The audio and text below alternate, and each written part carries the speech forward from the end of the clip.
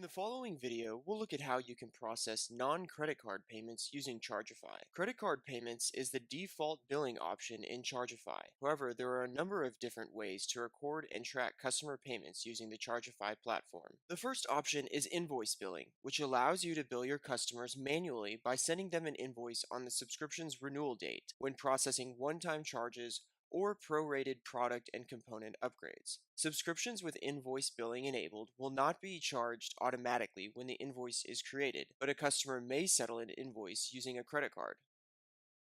Invoice billing can be enabled in the Settings submenu under the Config drop-down menu. You'll want to click the Invoice Billing tab located here. You can turn invoicing on and off, and when on, whether it's enabled but not the default option, enabled and is the default option, or is the only option for subscriptions. You can also customize the invoices to include a different title, payment terms and notes, and whether an email is sent to the customers when the invoice is created. You can also disable invoice emails if the invoice is valued at $0.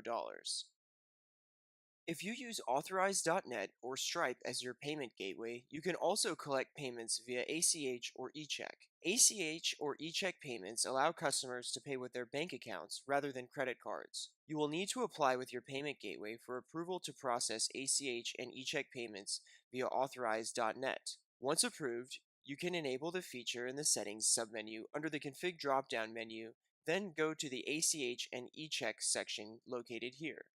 You can manage a subscription's ACH settings by first navigating to the subscription summary page. You want to first verify for ACH and eCheck payments here. Then you can click on the Payment Details tab and either enter the bank account information manually by clicking Add New Bank Account, or email the customer to request payment update here at the top. You can also accept payments via PayPal if you use Braintree as your payment gateway.